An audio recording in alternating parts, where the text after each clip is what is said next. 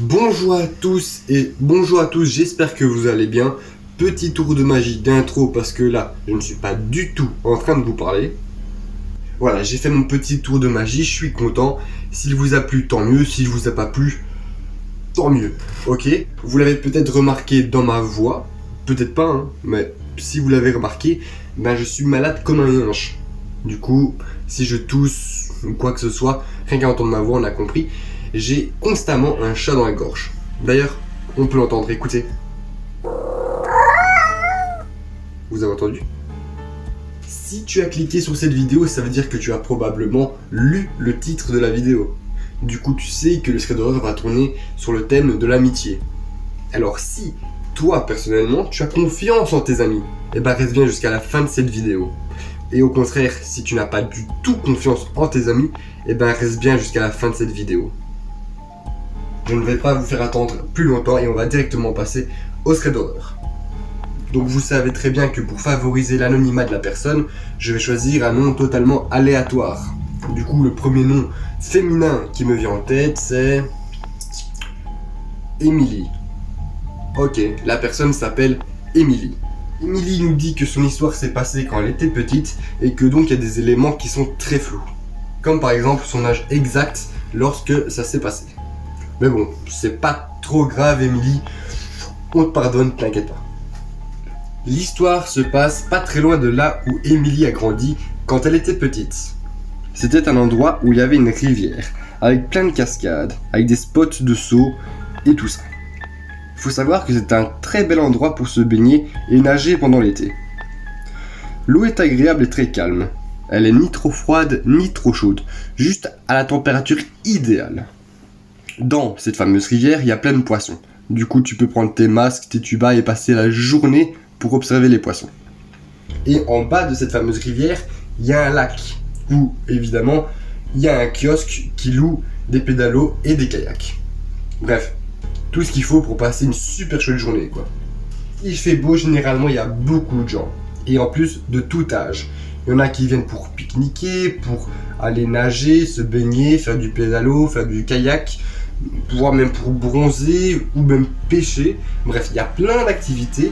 Et en plus de ça, il y a des familles, des couples, des amis. Il y a de tout. Quand elle était enfant, sa maman l'amenait très souvent à cet endroit. Généralement, Emily allait jouer dans l'eau pendant des heures et on ne la voyait plus. Et sa maman, elle installait la nappe de pique-nique et elle lisait un livre. Emily nous dit que quand elle avait 6 ans, elle savait déjà bien nager, mais sa maman la surveillait quand même quand elle était dans l'eau. Elle nous dit qu'elle a plus ou moins 8 et 11 ans quand l'histoire se déroule, car sa maman la surveillait plus quand elle se baignait. C'était une journée très chaude, la maman d'Emily lisait son livre, et Emily était libre de faire ce qu'elle voulait. Comme il faisait chaud, il y avait beaucoup de monde, mais surtout beaucoup d'adolescents. Emily nous dit que ça fait 2-3 jours d'affilée qu'elle va à cette rivière et que donc en quelque sorte elle s'est liée d'amitié avec une autre fille qui elle aussi ça fait 2-3 jours qu'elle vient. La nouvelle copine d'Emily, on va l'appeler Jessica, ok? Emily nous dit qu'elle ne connaît pas exactement l'âge de Jessica, mais avec du recul elle lui donnerait entre 15 et 16 ans. Du coup vraiment une jeune adolescente. Jessica était vraiment gentille avec Emily et à deux elle s'amusait comme deux meilleures amies, quoi. Genre les BFF, genre. Tellement copine que Emily nous dit que c'était comme si elle avait une grande sœur. À deux, à la limite, elles passaient toute la journée ensemble, à sauter dans l'eau, à jouer, à observer les poissons, à faire du pédalo, bref. Ça fait 2-3 jours qu'elles restent toute la journée ensemble. À un moment donné, elles se sont retrouvées à un endroit où l'eau arrivait au niveau de la poitrine de Jessica. Et donc pour Emily, c'était au niveau du cou. Et en plus de ça, juste à côté d'elle, il y avait un groupe de jeunes garçons, de jeunes adolescents qui avaient plus ou moins le même âge que Jessica. Alors Emily, qui traîne avec une adolescente, se dit « Bah tiens, pourquoi pas aller jouer avec les autres garçons ?» Et là, bizarrement, Jessica était très réticente à rentrer dans l'eau. Elle se plaignait comme quoi l'eau était gelée, ce qui n'est pas du tout dans les habitudes de Jessica, qui elle passait les journées dans l'eau. Bizarre ça. Elle nous dit qu'à l'époque, elle était comme la plupart des enfants, bruyante et prétentieuse. Alors Emily s'est tournée vers Jessica et lui a dit quelque chose d'assez inoffensif, comme par exemple Espèce de grosse poule mouillée. ou quelque chose du genre. Rien de très vulgaire. Et d'un coup, le groupe de jeunes garçons se tourna vers Jessica et ont commencé à rire, à se marrer, à se taper une barre. On ne sait pas trop pourquoi. Jessica redressa la tête et se jeta à l'eau immédiatement en direction d'Emily, en lui criant « Qu'est-ce que t'as dit? Qu'est-ce que t'as dit sur moi? » Emily nous dit qu'elle est restée sous le choc de la réaction si soudaine de Jessica et tellement disproportionnée par rapport à ce qu'elle avait dit. Jessica avait l'air totalement enragée. Emily nous dit qu'elle a à peine eu le temps d'ouvrir la bouche pour s'excuser auprès de Jessica, d'une manière ou d'une autre, mais Jessica l'a attrapée et l'a mis sous l'eau. Elle l'a mis sous l'eau direct. Elle l'a goumé. Emily nous dit qu'elle a lutté pendant plusieurs secondes sous l'eau, jusqu'au moment où Jessica l'a laissé remonter.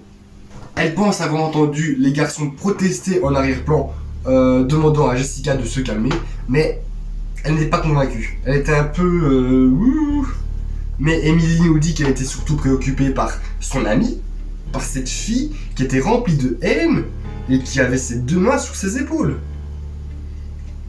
Ouais. Emily nous dit que le regard de Jessica était vraiment malaisant.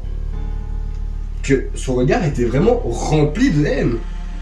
Un regard comme si elle luttait contre elle-même pour éviter de... En gros, Jessica avait du mal à se contrôler. C'est ça que je veux dire. Et là, Jessica a encore répété. Qu'est-ce que tu m'as dit? Emily, tellement qu'elle était effrayée, elle ressentait à quel point elle se sentait humiliée par cette adolescente. Cette adolescente qui était son amie il y a 5 secondes. On est d'accord? Alors là, Emily, elle a fait le bonhomme, elle n'a montré aucune faiblesse.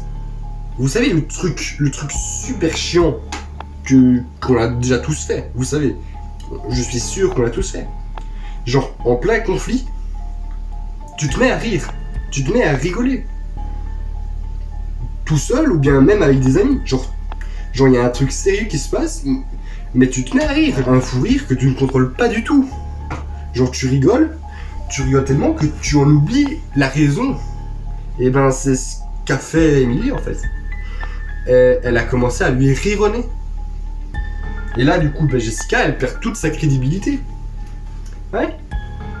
La seconde qui suit, Jessica l'a remis sous l'eau. Mais cette fois, plus longtemps que la première. Et quand Jessica l'a remonté à la surface, elle lui a dit « Tu penses que c'est drôle? Tu aimes ça? Tu veux rire de moi? Petite salope !»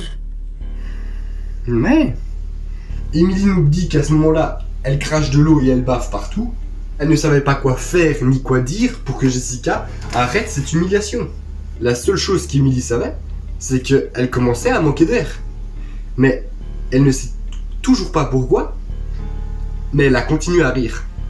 Elle a continué à rigoler. Tu vois, le fameux fou rire que je t'avais dit. Ah, c'est ça qui est chiant. Et à ce moment-là, Emily nous dit qu'elle n'oubliera jamais le regard de Jessica. Un regard noir. Un regard rempli de haine. Au moment où Emily a vu le regard de mort dans les yeux de Jessica, elle a compris qu'elle ne jouait pas du tout avec elle. Et donc Emily, à ce moment-là, elle a décidé de s'excuser auprès de Jessica. Ben, c'était trop tard. Fallait le faire plus tôt, Emily. Il fallait s'en rendre compte plus tôt. Jessica l'a pris par les cheveux et par la gorge et l'a mis sous l'eau. Troisième fois qu'elle fait ça. Emily nous dit qu'elle a lutté aussi fort qu'elle a pu pour essayer de se libérer de la prise, mais l'adolescente avait beaucoup plus de force qu'elle. Elle était incapable de se libérer de cette emprise. Et à ce moment-là, Emily, elle pensait dans sa tête. C'est bon, maintenant elle va me lâcher. Bon allez, dans quelques secondes, elle va me laisser remonter. Ouais, en fait, elle veut juste me faire super peur, en fait. Elle va me laisser. Jessica a toujours la main sur la gorge d'Emily, sous l'eau, ne se relâchait même pas un petit peu. Et là, Emily, toujours sous l'eau, commençait à manquer d'air. Clairement. Vers 8-10 ans, on n'a pas beaucoup d'apnée. Ouais. Elle nous dit qu'elle a tenté de lui griffer le bras super fort pour qu'elle la lâche, mais elle nous dit qu'elle a perdu toute idée de où était le haut, où était le bas, et elle ne savait même plus à quoi elle s'agrippait. Son amie, depuis 2-3 jours, avec qui elle passe toute la journée, était en train de la tuer. Elle nous précise que c'était une journée magnifique, que le soleil brillait paisiblement, et qu'ils étaient tous entourés de familles heureuses, et personne, mais vraiment personne, n'a réalisé ce qui se passait. Et pile au moment où elle s'est dit « c'est bon, je suis foutu, j'ai plus de force, j'ai plus de respiration, je vais me laisser noyer par ma copine », que soudain Émilie respire à nouveau. Elle était complètement désorientée, en train de vomir et tousser de l'eau, et il y avait énormément de cris autour d'elle. Quand elle a ouvert les yeux, il y avait le groupe de jeunes garçons qui tenaient Jessica, qui était elle incapable de bouger. Après qu'Emily se soit un peu calmée, les garçons sont venus s'excuser d'être intervenus aussi tard. Les garçons ont mis du temps à comprendre que Jessica ne rigolait pas du tout avec Emily. Ils ont à peine lâché Jessica qu'elle est partie en courant très loin. Elle a tracé sa mère très loin. Emily était complètement secouée, car pour elle, son amie avait clairement tenté de l'assassiner. Pour Emily, son heure avait sonné. Clairement. Les garçons lui ont acheté une glace, ils lui ont même proposé de louer un pédalo pour passer le reste de la journée ensemble. Ah, ils sont trop gentils. Ces gars sont giga sympas. Mais bon, Emily ne va pas nous mentir et elle nous dit clairement que sa journée elle est gâchée. Sa journée est foutue. Mais elle nous dit quand même qu'elle est vraiment reconnaissante envers ce groupe de garçons. Emily n'a heureusement plus revu cette fameuse adolescente qu'elle considérait comme son amie. Elle nous dit qu'elle n'a rien dit à sa maman tellement qu'elle était gênée de ce qui venait de se passer. C'est compréhensible. Et aujourd'hui, elle nous dit que c'est une fille très timide et extrêmement prudente dans la sélection, le choix de ses amis. Et voilà, c'est déjà la fin de ce thread d'horreur. Si ce thread d'horreur t'a plu, n'hésite pas à lâcher le pouce bleu et à me dire ce que tu en as pensé dans l'espace des commentaires.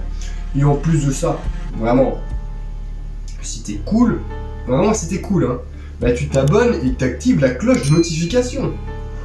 Ça serait le summum, mon pote. Ça, c'est cool. Mais sur ce, les amis, qu'à cela ne tienne, je suis un peu malade, mais je vous fais quand même la bise. Allez, ciao!